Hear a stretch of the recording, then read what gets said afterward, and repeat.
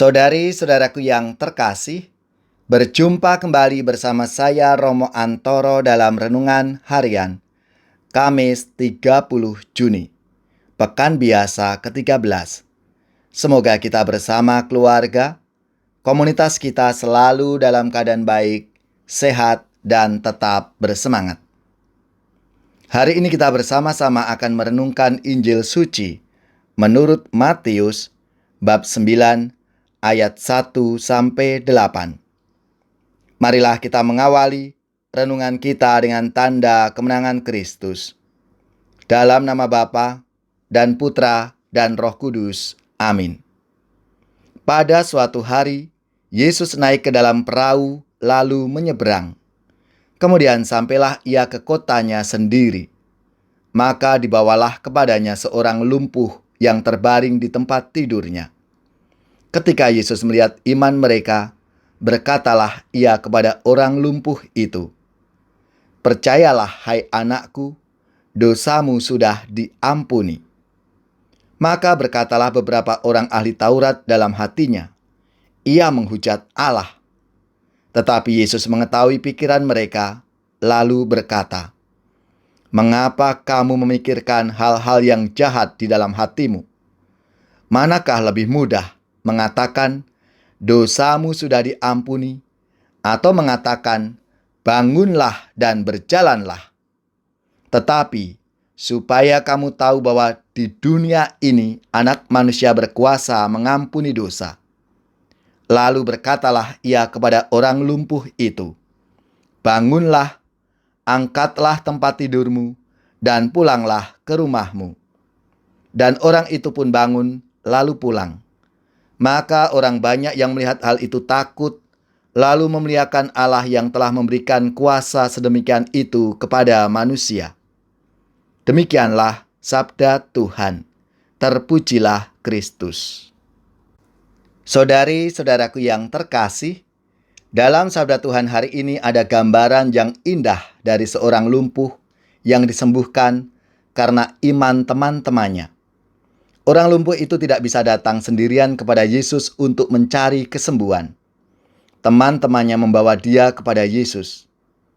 Melihat iman orang-orang yang membawa orang lumpuh itu, Yesus kemudian berbicara langsung kepada orang lumpuh itu, mengampuni dosanya dan menyembuhkannya. Tindakan membawa orang lumpuh itu kepada Yesus adalah tindakan cinta, perhatian, dan kasih sayang. Yang mendasari tindakan kasih ini adalah iman yang dalam.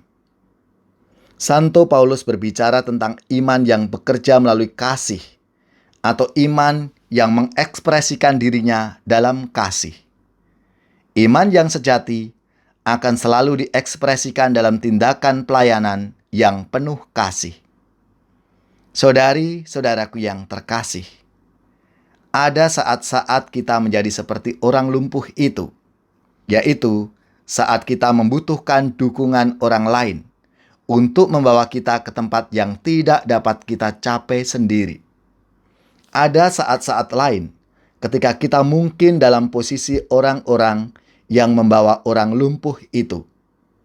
Sebagai gereja, kita dipanggil untuk saling membawa satu sama lain kepada Tuhan.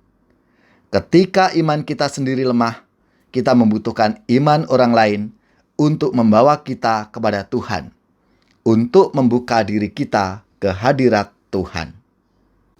Menjadi pertanyaan refleksi untuk kita masing-masing. Apakah kita bersedia membawa semakin banyak orang kepada Allah untuk mendapat rahmat pengampunan? Apakah kita mau menjadi saluran rahmat pengampunan bagi sesama?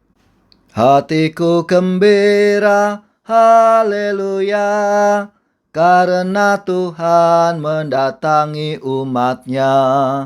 Oh gembira hatiku, haleluya, waktu mendengar kita menuju Allah. Hatiku gembira, haleluya, karena Tuhan mendatangi umat-Nya.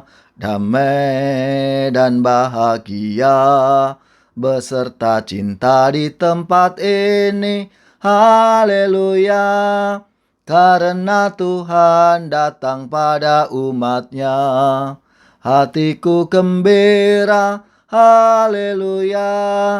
Karena Tuhan mendatangi umat-Nya. Semoga saudara-saudari sekalian, keluarga-keluarga dan komunitas kita, orang-orang yang kita doakan, mereka yang sakit, yang menderita, seluruh tugas, belajar, pekerjaan, usaha, serta karya pelayanan kita, dibimbing, dilindungi dan diberkati oleh Allah yang Maha Kuasa, Bapa dan Putra dan Roh Kudus. Amin.